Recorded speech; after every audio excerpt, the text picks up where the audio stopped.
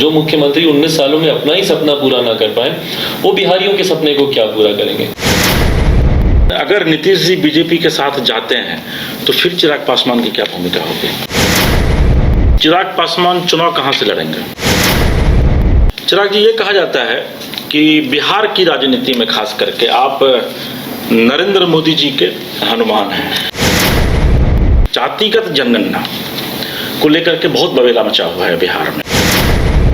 ऐसे दलों का गठबंधन है जहां पर एक मंच पर एक दर्जन से ज्यादा आपको प्रधानमंत्री पद के दावेदार दिखाई देते हैं। जो 5 राज्यों में मिलकर चुनाव नहीं लड़ पाए, वो देश का चुनाव एक साथ लड़ेंगे, ये संभव होता हुआ नहीं दिखता।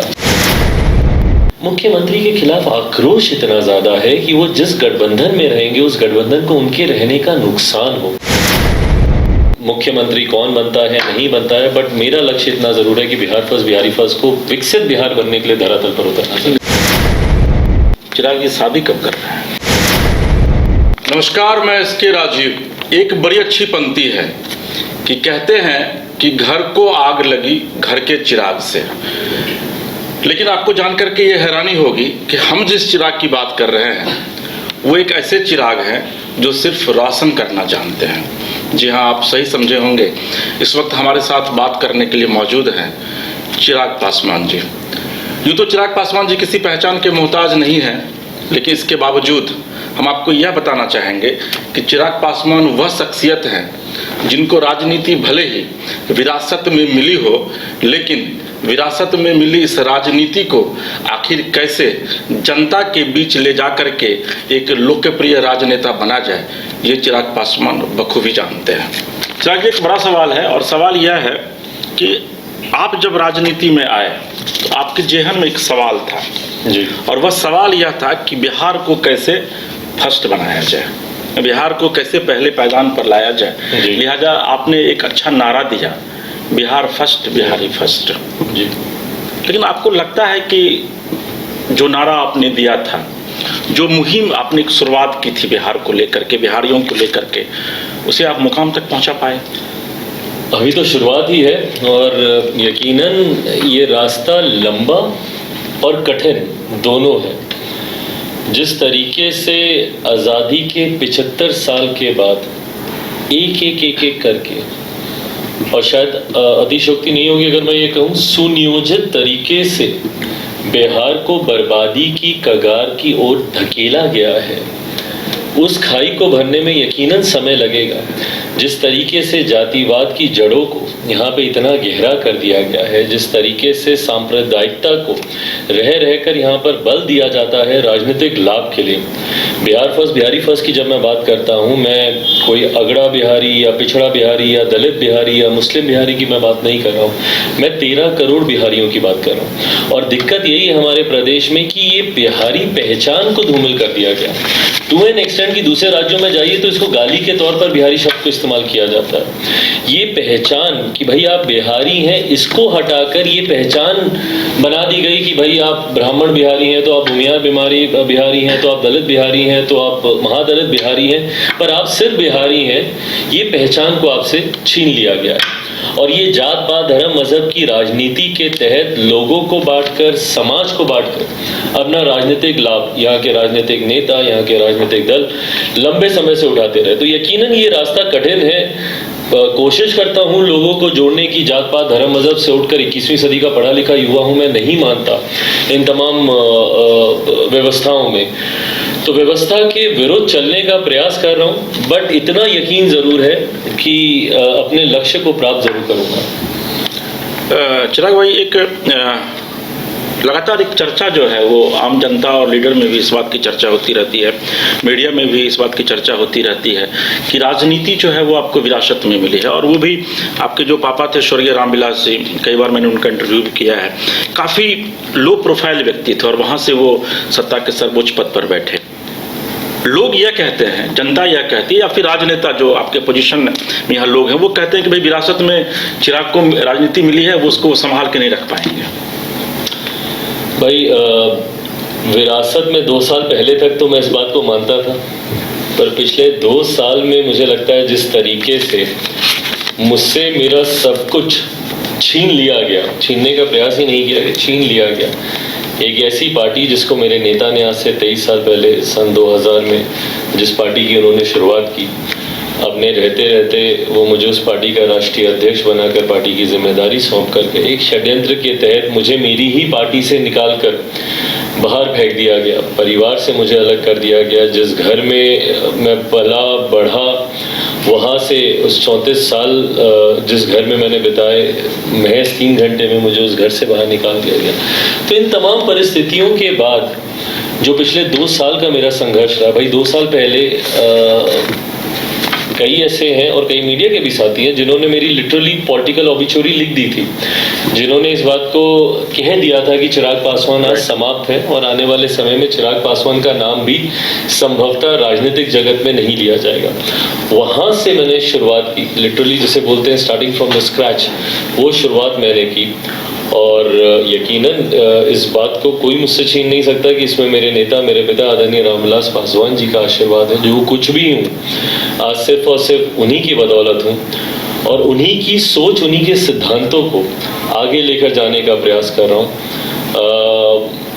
इच्छा शक्ति पूरी दृढ़ है, मजबूत संकल्प के साथ आगे बढ़ रहा हूँ और यकीनन जो विरासत या जो सपना मेरे नेता ने देखा था एक विकसित बिहार बनाने का, उसको ज़रूर धरातल पर उतारूंगा। चिराग जी, चूँकि मैं भी आप ही के इलाके से बिलोंग करता हूँ तो मैं काफ़ी करीब से जानता हूँ आपके परिवार को भी।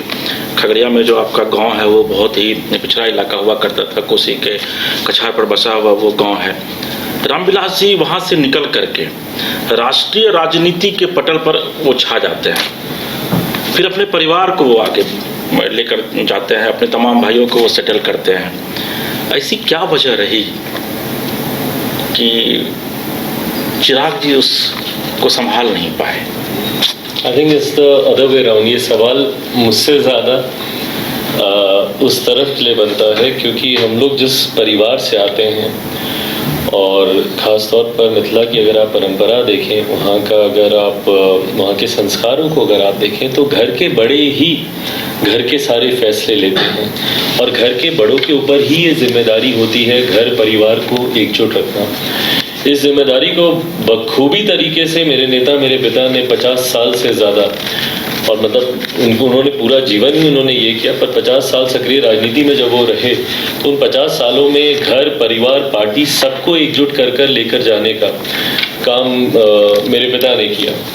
उनके जाने के बाद यकीनन ये जिम्मेदारी उनके छोटे भाई और मेरे चाचा के ऊपर ये जिम्मेदारी थी कि परिवार को एकजुट रखते, पार्टी को एकजुट रखते और जैसे मेरे नेता विपरीत परिस्थितियों में भी सबको साथ लेकर चलते रहे, वो साथ लेकर चलने की जिम्मेदारी उनके ऊपर थी। मैं तो परिवार में बहुत छोटा हूँ, अगली पीढ़ी से हूँ मैं। उस पीढ़ी में घर के तमाम बड़े थे, उनकी ये जिम्मेदारियाँ थी सबको साथ लेकर चलने की। बट जिस तरीके से मेरे पिता के जाने के बाद एकमात्र भाई उनके वही बचे थे, क्योंकि छोटे वाले चाचा जी का निधन पापा से पहले हो चुका था, तो एकमात्र वही थे, तो ये जिम्मेदारी उनके ऊपर थी। बट कहीं ना कहीं जैसे पापा सबको साथ लेकर चल पाते थे, वो नहीं कर पाए। उसके बाद जब उन्होंने मुझे परिवार से निकाला, अब परिवार का जब मैं बड़ा हूँ तो मैं प्रयास करता हूँ कि सबको साथ लेकर चलूँ। गांव से वही रिश्ता रखता हूँ जो पापा ने रखा। अक्सर वहाँ पे आना जाना, बड़ी माँ हो, हमारी फूआ हो, फूफा हो, जितने भाई बहन हैं हम लोग, सबको साथ लेकर चलने की अब वो जिम्मेदारी पापा की जगह जो मेरा बाकी का परिवार है, मेरी बहनें हैं, जीजा जी हैं, उन सबको अब साथ लेकर आगे चलने का प्रयास कर रहा हूँ। जनाब, लेकिन एक बड़ा सवाल है, क्योंकि कई सांसद आपकी पार्टी के हैं जो आपके साथ नहीं है, पारस जी के साथ हैं। उन लोगों का भी ये आरोप है, जब मैं नाम नहीं बताऊंगा, लेकिन आपको छोड़ करके बाद वहाँ के सभी लोग पारस जी के साथ हैं। और पारस जी ने भी कई बार इंटरव्यू में ये कहा है कि रामविलास जी के निधन के बाद डिक्टेटरशिप जो है वो चिराग के अंदर आ गई, और यही वजह है कि एक एक करके जो उनके सांसद हैं, जो उनके नेता, जो रामविलास जी के किसी जमाने में राइट हैंड हुआ करते थे, वो उनसे दूर होते चले गए। कितना दम है इस बात में? ये मुझे लगता है सबसे आसान आरोप आपके ऊपर यही है। भाई मैं आपको जानता नहीं, पर अगर मैं 10 लोगों के बीच बोलने लग जाऊँ कि नहीं वो तो बहुत घमंडी है और वो बहुत एरोगेंट है, ये ऐसे आरोप हैं जो कोई भी किसी पर भी बिना किसी बुनियाद के या बिना किसी प्रमाण के लगा सकता है। और सबसे सहजता से वो आरोप आपके साथ जुड़ भी जाता है, क्योंकि आप एक ऐसे परिवार से आते हैं तो लोग भी इस बात को मानने लगते हैं कि हाँ यकीनन भाई ये तो बचपन से इसने शहर में रहा है, दिल्ली में पला बड़ा है, राजनीतिक परिवार से आता है, पिता सारी उम्र मंत्री रहे, तो यकीनन ये घमंडी होगा, यकीनन ये एरोगेंट होगा, डिक्टेटरशिप का एटीट्यूड इसके अंदर होगा।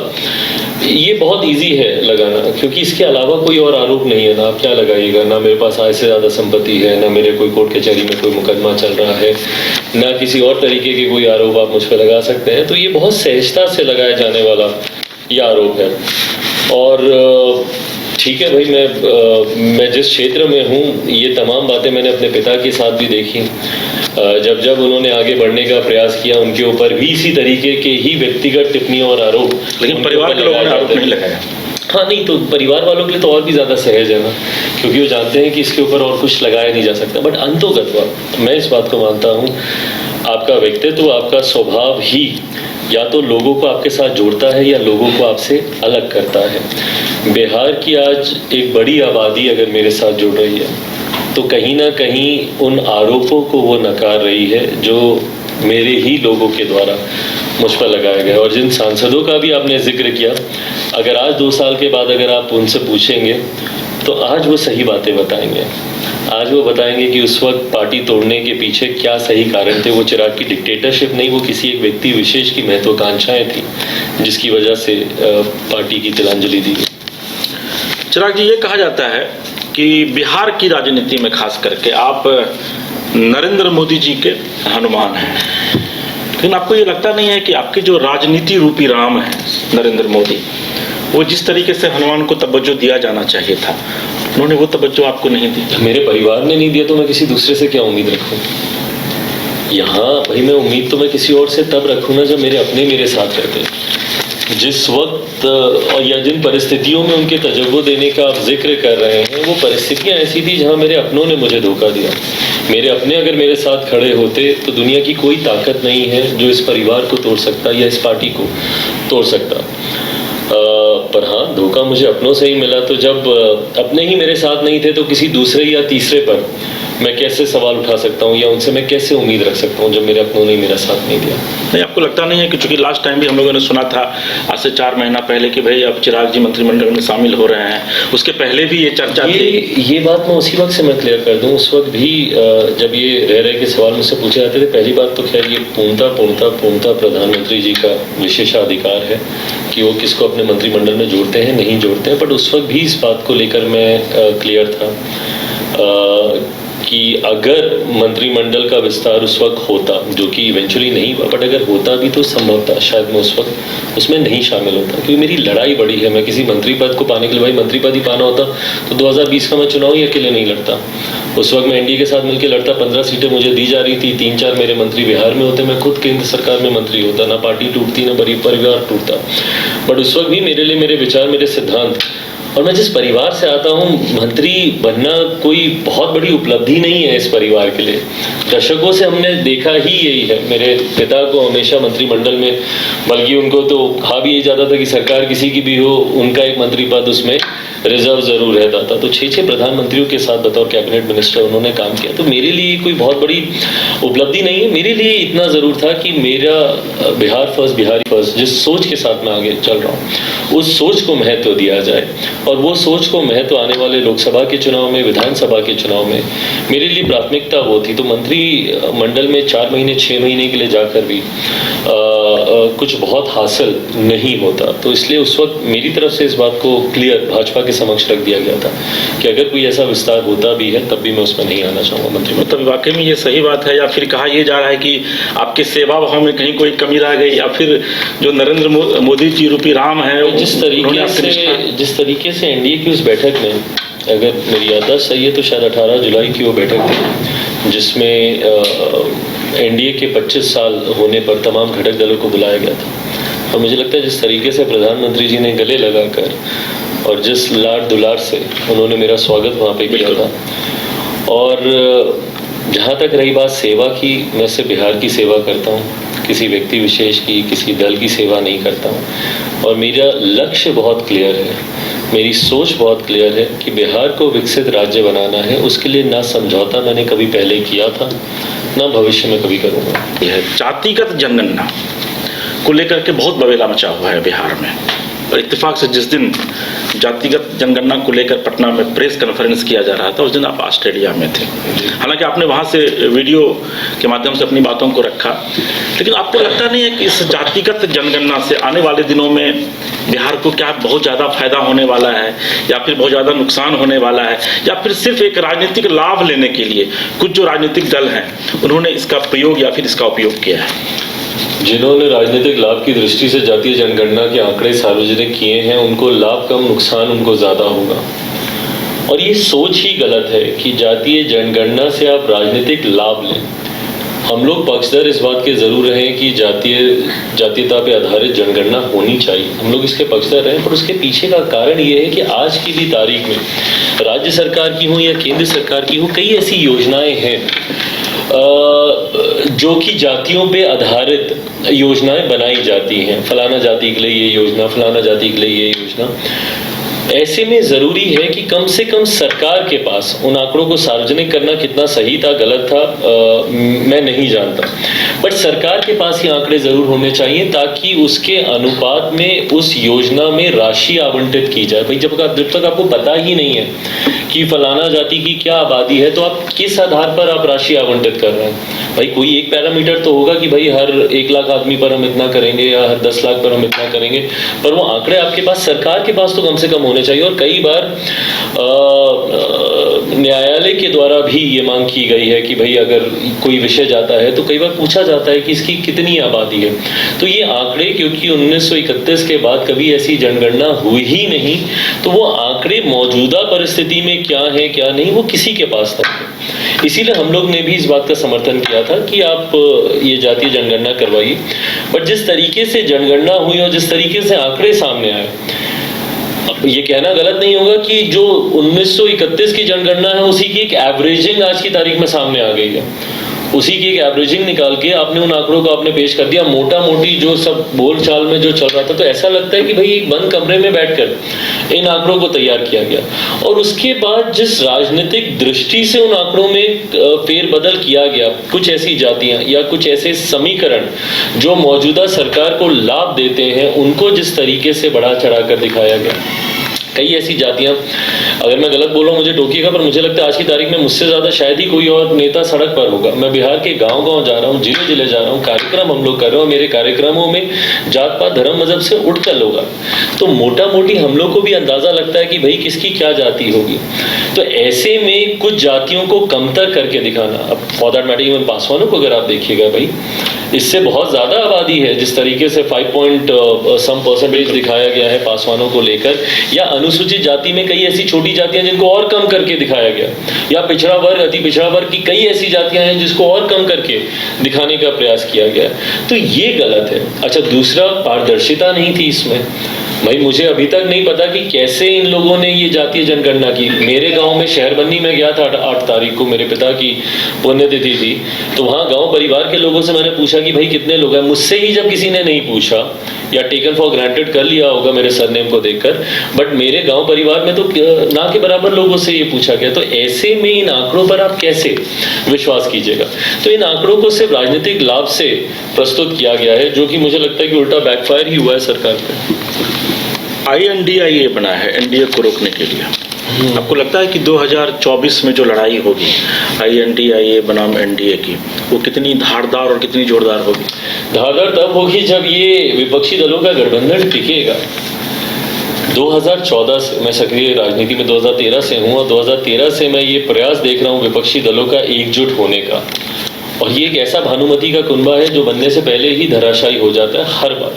14 में भी ये विफल हुआ, 19 में भी विफल हुआ, 24 से पहले फिर ये प्रयास किया जा रहा है। बट इसकी कच्ची डोरें अब दिखने लगी हैं। जिस तरीके से अखिलेश जी का और कांग्रेस के बीच विवाद हुआ, या जिस तरीके से आम आदमी पार्टी एक बयान को लेकर, जिस तरीके से आम आदमी पार्टी मुंबई में जो इनकी बैठक होनी थी उससे पहले बिफर गई थी, और जिस तरीके से उनके बयान आए, या जिस तरीके से मध्य प्रदेश के एक राज्य के चुनाव को लेकर, जिस राज्य में संभवतः सपा का उतना जनाधार भी नहीं है, बट वहाँ पे एक सीटों का तालमेल को लेकर जिस तरीके से कांग्रेस और अखिलेश जी के बीच में दरारें इतनी ज़्यादा स्पष्ट दिखने को मिली, जहाँ पे शब्दों की भी मर्यादा को तार तार किया गया। जिस तरीके से अखिलेश जी के बारे में कौन अखिलेश वखिलेश, ये सब गलत है, पर ये सारी बातें कही गई तो ये अपने में दर्शाता। और अब तो सुनने में आया कि उत्तर प्रदेश में शायद अखिलेश जी के नाम के पोस्टर भी लग गए हैं कि उनको प्रधानमंत्री बनाया जाए। तो ये एक ऐसे दलों का गठबंधन है जहां पर एक मंच पर 1 दर्जन से ज्यादा आपको प्रधानमंत्री पद के दावेदार दिखाई देते हैं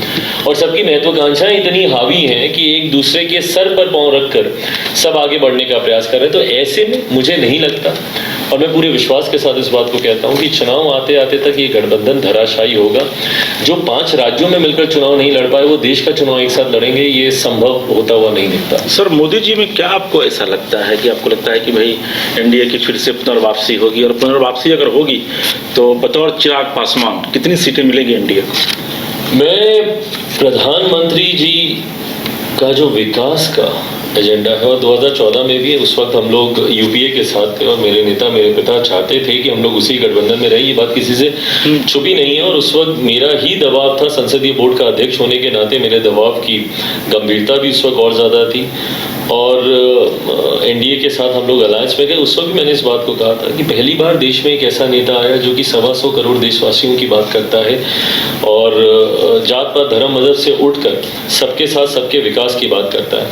आज 10 साल के बाद जब देश की आबादी 140 करोड़ से ऊपर है तो ऐसे में पुनः मेरा विश्वास इन्हीं के ऊपर है। और इन 10 सालों में कम ज़्यादा डिबेटेबल आप आर्ग्यू कर सकते हैं कि ये इतना नहीं हुआ, ये उतना नहीं हुआ, बट देश इन 10 सालों में जितना आगे बढ़ा है, भले वो आर्थिक तौर पर हुआ, जब हम लोग अर्थव्यवस्था की भी बात करते हैं जहां हम लोग टॉप 10 में भी नहीं होते थे, वहां देश के टॉप 5 देशों में आज की तारीख में भारत की अर्थव्यवस्था शुमार है। 2030 तक का लक्ष्य प्रधानमंत्री जी के द्वारा है कि टॉप 3 में हम लोग आएंगे। तो ऐसे में और राष्ट्रीय ही नहीं अंतर्राष्ट्रीय स्तर पर जिस तरीके से देश का मान बढ़ा है, देश का सम्मान बढ़ा है, ये तमाम बातें मेरे विश्वास को और ज़्यादा पुख्ता करती हैं मेरे प्रधानमंत्री पर।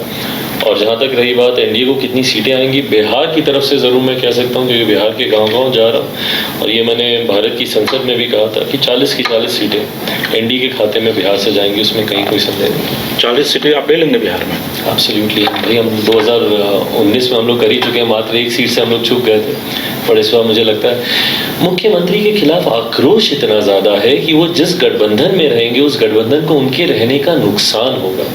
आज की तारीख में मुख्यमंत्री के प्रति मतलब लोग उनको देखना सुनना नहीं चाहते, तो वो जिस भी गठबंधन का हिस्सा रहेंगे नेगेटिव वोटिंग वहाँ पर होगी। सर, मुख्यमंत्री की आपने चर्चा की, तो चिराग पासवान जी की आखिर क्या वैमनस्यता है नीतीश कुमार से? 2020 में भी आप उनके खिलाफ हर जगह कैंडिडेट आपने उतारा, हालांकि उसके पहले भी जब आपके फादर जिंदा थे उस समय भी आप नीतीश जी का आपने विरोध करना शुरू कर दिया था। मुझे याद है आज भी कि एक बार रात में रामविलास जी आपको लेकर गए थे नीतीश जी के आवास पर।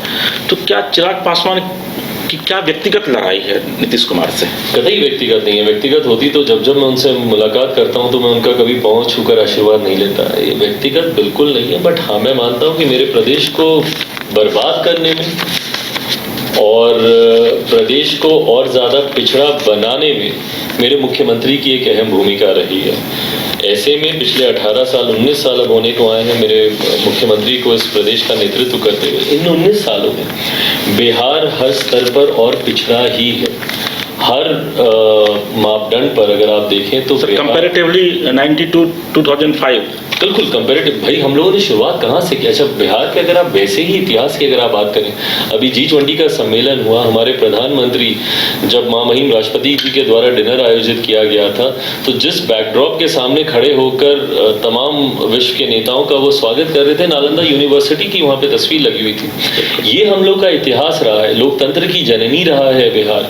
ऐसे में आज की तारीख में जब अपराधियों की गिरफ्त में मेरा प्रदेश दिखता है, ऐसे में जब आज की तारीख में भ्रष्टाचार की देन चढ़ा हुआ बिहार दिखता है, तो ये बातें चुभती हैं। 2005 में जब मेरे मुख्यमंत्री बिहार के मुख्यमंत्री बने तो उस वक्त उन्होंने कहा कि मेरा सपना है कि जितने पलायन किए हुए लोग हैं उन सबको मैं वापस लेकर आऊं। जो मुख्यमंत्री 19 सालों में अपना ही सपना पूरा ना कर पाए वो बिहारियों के सपने को क्या पूरा करेंगे? तो यकीनन इस बात की शिकायत मेरे मुख्यमंत्री से रही। विजन नहीं है उनके पास। भाई बताइए, जिस सरकार की सरकारी नीति ही नली गली बनाना हो, 7 निश्चय की बात करते हैं ना, क्या है नली गली नल जल, ये सरकारी नीति का हिस्सा नहीं हो सकता। सरकारी नीति को इससे बड़ा होना पड़ेगा। भाई नल जल नली गली तो बाय डिफॉल्ट किसी भी सरकार को करना है। इसको आप सरकारी एजेंडा, गवर्नमेंट एजेंडा बनाकर आप इसको नहीं करा सकते। गवर्नमेंट एजेंडा में इंडस्ट्रियलाइजेशन होना चाहिए था। आईटी सेक्टर आप कैसे मेरे प्रदेश में लेकर आए, उस पर बात होनी चाहिए थी। प्रदेश का रेवेन्यू आप कैसे बढ़ाएं, रेवेन्यू जनरेशन को लेकर एक योजना बता दीजिए। भाई बिहार में आपने लिकर बैन की, बहुत अच्छी बात, बट उस लिकर बैन से एक आर्थिक बोझ भी तो सरकार के ऊपर बढ़ा ना। अब alternate source of revenue generation क्या है मेरे प्रदेश के पास, मेरे मुख्यमंत्री के पास? इस पे कोई चर्चा ही नहीं है। इंडस्ट्रियलाइजेशन को लेकर जिस प्रदेश का मुख्यमंत्री बोलता हो कि भाई उद्योग नहीं खुल सकते, क्यों? क्योंकि स्टेट लैंडलॉक्ड है। बताइए, मतलब आपने तो चर्चा ही बंद कर दी ना उस पे, ये बोलकर कि भाई लैंडलॉक्ड है। दिक्कत मेरे प्रदेश के भूगोल में नहीं है, दिक्कत मेरे मुख्यमंत्री की सोच में है, उनकी नीयत में है। वो चाहते ही नहीं कि बिहार में उद्योग लगे। उनको सूट करता है कि बिहार के युवा बिहार से बाहर जाएं, ताकि कल को कोई उनसे सवाल पूछने वाला यहाँ पे ना रहे। तो जो हमारी ताकत है आज की तारीख में, एक युवा प्रदेश जिसको हम लोग बोलते हैं, वो आने वाले दिनों में एक बुजुर्ग प्रदेश बनकर रह जाएगा। कोई परिवार जो सबसे पहले सक्षम होता है, सबसे पहले बिहार से अपना बेटा बेटी को पढ़ने के लिए बाहर भेजता है। वो दूसरे राज्य जाता है, वहीं पे जाकर पहले अपनी पढ़ाई पूरी करता है, शिक्षा कंप्लीट करता है, वहीं पे नौकरी हासिल करता है, वहीं पे घर खरीदता है, वहीं पे शादी करता है, बच्चे पैदा करता है, और उसके बाद होली, दिवाली, छठ पूजा, बहन की शादी में कभी वो बिहार आएगा और अपने ही प्रदेश में वो प्रवासी बनकर रह जाता है। तो इन व्यवस्थाओं को बदलने के लिए 19 साल में मेरे मुख्यमंत्री का क्या योगदान है? और नहीं योगदान है, इसीलिए मेरी शिकायत मेरे मुख्यमंत्री से है। तो इसलिए कुछ व्यक्तिगत नहीं, नथिंग पर्सनल, बट हाँ उनकी नीतियों का मैं विरोधी हूँ। लेकिन चिराग जी, नीतीश जी से जब बात होती है आपके विषय में, जब आप उन पर हमला करते हैं और उसके बाद जब उनसे पूछा जाता है तो यही कहते हैं कि अल्ल बल्ल बोलते रहता है, उनके पिताजी बड़े अच्छे मित्र थे, हमारे बीजेपी का एजेंट हो गया है। भाई अच्छी बात है, जो वो कहना चाहे कहें। भाई हम तो एक युवा होने के नाते बस उनसे सवाल पूछ रहे हैं कि मुख्यमंत्री बता दीजिए कि हमारे प्रदेश में उद्योग क्यों नहीं है, हमारे प्रदेश में आईटी सेक्टर क्यों नहीं है, क्यों भी आज भी मेरे बच्चों को दिल्ली, मुंबई, बेंगलुरु, गुरुग्राम, नोएडा क्यों जाना पड़ रहा है? भाई अगर हम आपसे नहीं कोई शिकायत करते, अगर ये व्यवस्था ऐसी नहीं होती, आज भी मेरे बच्चे कोटा जाते हैं पढ़ाई करने। कोटा में पढ़ने वाला बिहारी, पढ़ाने वाला बिहारी, अधिकांश शैक्षिक संस्थानों के मालिक वहाँ पे बिहारी, पर व्यवस्था राजस्थानी। क्यों ये व्यवस्था पटना में नहीं हो सकती, मुजफ्फरपुर में नहीं हो सकती, भागलपुर में नहीं हो सकती? क्यों अलग अलग जिलों को एजुकेशनल हब नहीं बनाया जा सकता?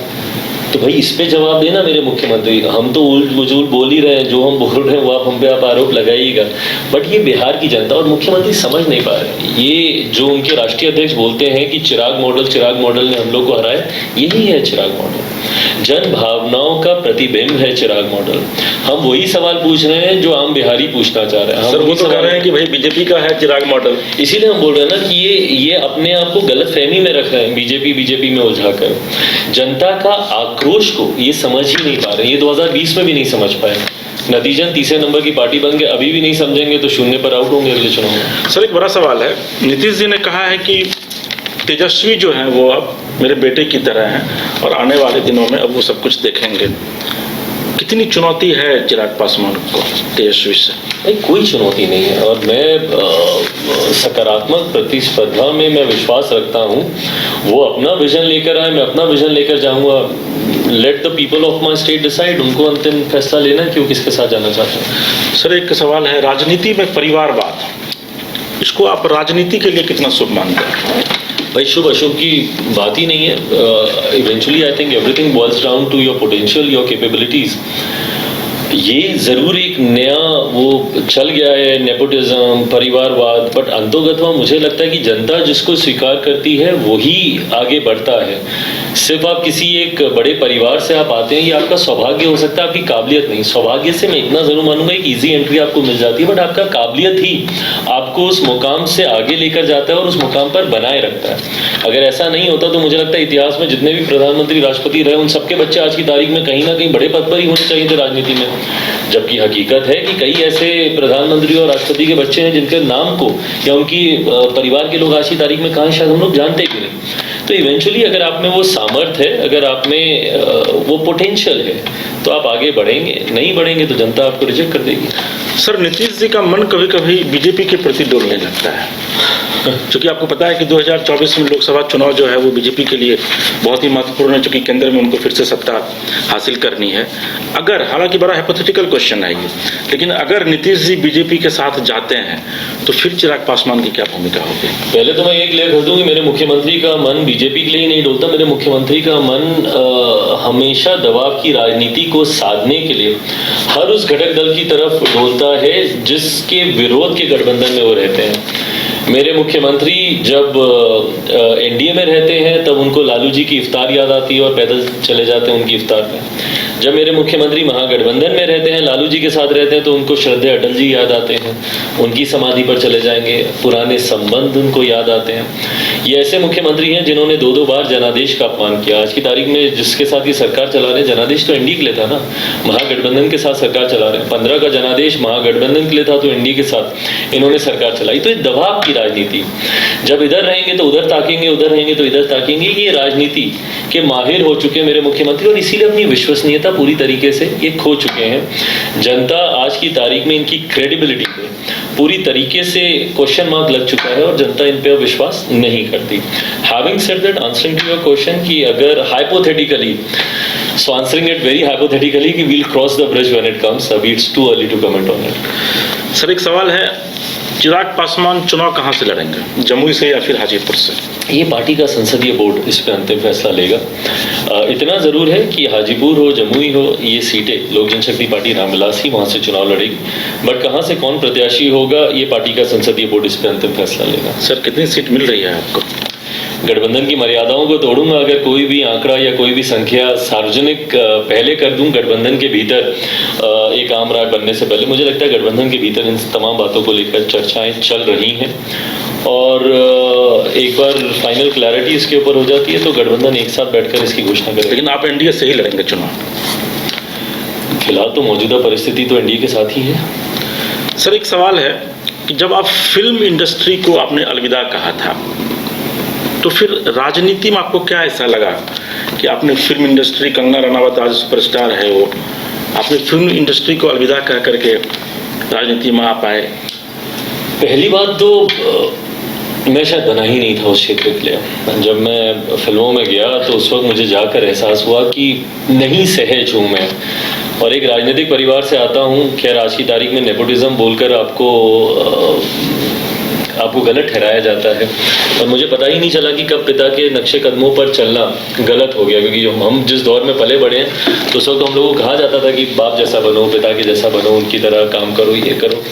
वो तो अब पता चला कि भाई पिता के नक्शे कदमों पर चलने को नेपोटिज्म कहा जाता है और ये गलत होता है, आपको ऐसा नहीं करना चाहिए। बट बहरहाल उस वक्त जब मैं गया फिल्मों में, स्कूल कॉलेज के दिनों में यार दोस्त आपको चढ़ाते हैं कि अरे अच्छा दिखते हो, जाओ ये करो वो करो, उस चक्कर में चले गए। पर जाने के बाद पता चला कि भाई कठिन है कार्य वहाँ पे, डायलॉग्स याद करना, मेकअप पुट ऑन करना, रिहर्सल करना, ये सब।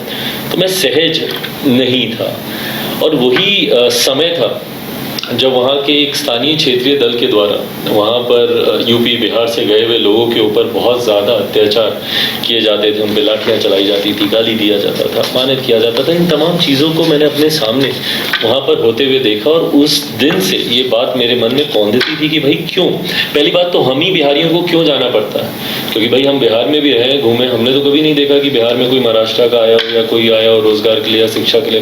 तो पहली बात कि हम ही लोग क्यों दूसरे प्रदेश जाते हैं, क्यों नहीं हमारा प्रदेश इतना समृद्ध बनता है कि हर सुख सुविधाएं हमें हमारे प्रदेश में मिले।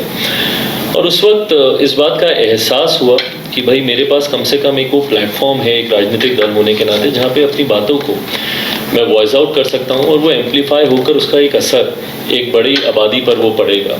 तो उस वक्त ये फैसला लिया कि वापस अपने प्रदेश आऊँगा और पिता के साथ मिलकर कार्य करूँगा। चलिए, हालांकि ये मतलब it is very personal question, लेकिन चूँकि आप पब्लिक फील्ड के लोग हैं, चिराग ये शादी कब कर रहे हैं? कोई जवाब नहीं है सवाल का मेरे पास, और ये कई बार पूछा जाता है।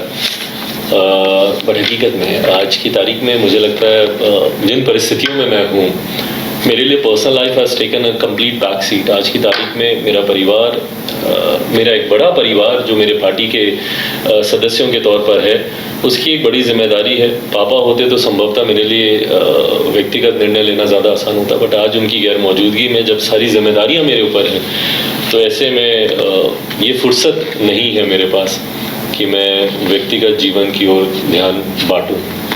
सर, पब्लिक फील्ड में चूँकि हम लोग भी जाते रहते हैं, पब्लिक लगातार एक चर्चा करती रहती है कि बिहार का मुख्यमंत्री चिराग पासवान को होना चाहिए। चिराग पासवान उस रेस में खुद को कितना एप्ट पाते हैं, कितना उपयुक्त पाते हैं? मुझे नहीं पता कि मैं उस रेस में हूँ, उस रेस का हिस्सा हूँ नहीं हूँ, और किसी रेस का हिस्सा बनने की सोच के साथ मैंने कार्य शुरू भी नहीं किया। भाई आज से 2 साल पहले मैं जिन परिस्थितियों में था, मुख्यमंत्री तो क्या लोग बोलते थे कि ये मुखिया का चुनाव तक नहीं लड़ सकता है, ये तमाम बातें मेरे बारे में कही जाती थी। वहाँ से यहाँ तक आना जहाँ लोग मुझ में उम्मीदें तलाश रहे हैं या मुझ में विश्वास रख रहे हैं, ये मेरे लिए भी एक बहुत बड़ी उपलब्धि है और यकीनन गर्व की अनुभूति होती है मुझे कि लोगों ने मुझे इतना प्यार दिया और इतना स्नेह दिया। पर मैं 2 साल पहले जिस मिशन के साथ निकला था उसी मिशन पे मैं आज भी हूँ। बिहार फर्स्ट, बिहारी फर्स्ट की सोच के साथ आगे बढ़ रहा हूँ। मुख्यमंत्री कौन बनता है नहीं बनता है, बट मेरा लक्ष्य इतना ज़रूर है कि बिहार फर्स्ट, बिहारी फर्स्ट को विकसित बिहार बनने के लिए धरातल पर उतरना चाहिए। सीएम बनने की इच्छा तो होती होगी। फिर मैं वही बोलूँगा भाई, मैं उस परिवार से आता हूँ जहाँ पे ये तमाम पद बहुत ज़्यादा आपको एक्साइट नहीं करते हैं। हाँ, ये पद ज़रूर माध्यम बनते हैं अपनी सोच को मजबूती से धरातल पर उतारने का। मैं ज़रूर चाहूँगा आने वाले दिनों में मैं बिहार फर्स्ट, बिहारी फर्स्ट की सरकार ज़रूर बिहार में देखता हूँ और वो लक्ष्य मेरा ज़रूर है। चलिए चिराग जी, बहुत बहुत धन्यवाद आपका अपना कीमती वक्त देने के लिए। एक बड़ी अच्छी पंक्ति है जिसमें यह कहा गया है कि जानवे चले थे मंजिल मगर आदमी मिलते गए और कारवां बनता गया। और शायद चिराग जी का यह कहना है कि चिराग पासवान जात नहीं बल्कि जमात की सियासत करता है और जमात का जो फैसला होगा वो चिराग पासवान को मंजूर होगा। फिलहाल एसके राजीव को दीजिए इजाज़त और आप देखते रहिए न्यूज़ 22 इसको। नमस्कार।